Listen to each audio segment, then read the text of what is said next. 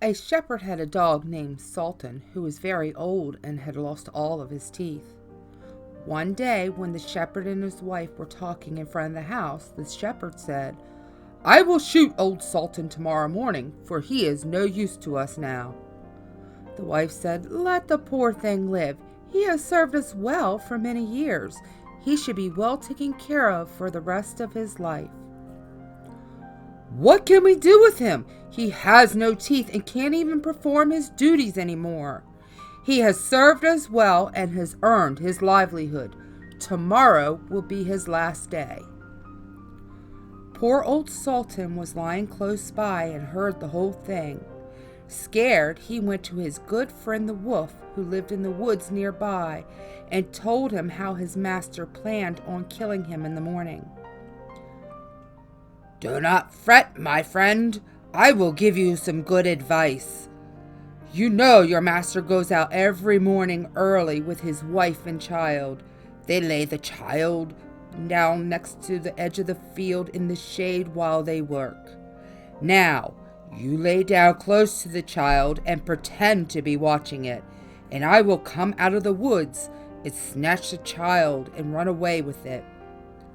You must run after me as fast as you can, and I will let it drop. You will carry it back, and they will think you have saved their child, and they will be so thankful to you, and they will take care of you for the rest of your life." Old Sultan liked this plan and decided to go along with it. The next morning he followed his master and the family to the field and laid down with the child.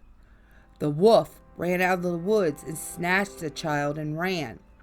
Old Sultan got up and ran as fast as he could after the wolf. All the while the shepherd and his wife were screaming. Soon old Sultan caught up with the wolf and took the child back to the master. The shepherd was so happy. He patted him on the head and said, "Old Sultan, you have saved our child from the wolf. Therefore you shall be well taken care of for the rest of your days." From this time forward, Sultan had all he could ever wish for. Not long after, the wolf came to wish him joy and said, "Now, my good fellow, you must tell no tales, but turn your head the other way when I want a good taste of the old shepherd's fine fat sheep." "No," said the Sultan, "I will be true to my master." The old wolf did not believe him and thought he was joking. One night he came to get something to eat. Old Sultan had told his master what the wolf was planning on doing, and so he laid in wait behind the barn door, and when the wolf came looking for a fat sheep, he hit him with a club. This angered the wolf, and he turned and attacked the shepherd, mauling him to death. Turning to the Sultan, he swore that this was not the end. The next morning the wolf sent the boar to challenge Sultan to come to the woods to settle the matter. Now Sultan had nobody to ask to be his second, so he asked the old three-legged cat, and he took her with him. The poor thing struggled to even walk into the woods and stuck her tail straight up in the air. The wolf and boar were the first on the ground, and when they spied their enemies coming and saw the cat's tail standing straight up in the air, they thought she was carrying a sword for Sultan to fight with, and every time she limped, they thought she was picking up stones to throw at them. They said that they do not like this way of fighting, and the boar hid behind a bush, and the wolf jumped up into a tree. Sultan and the cat came to the meeting spot, eager for revenge for their master's death, and wondered where they were. The boar, however, did not hide himself well.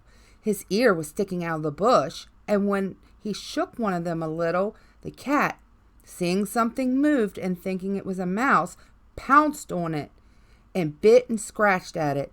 The boar jumped up, grunting, and ran away yelling, "Look up in the tree! There is the one to blame!" They looked up and saw the wolf hiding in the branches and called him a coward. The wolf jumped out of the tree and attacked both Sultan and the cat. Because the Sultan had no teeth, he wasn't much of a match for the wolf. The cat tried to save him, scratching and clawing and biting, but it was no use. The wolf was a lot stronger and bigger, and soon made both his next meal.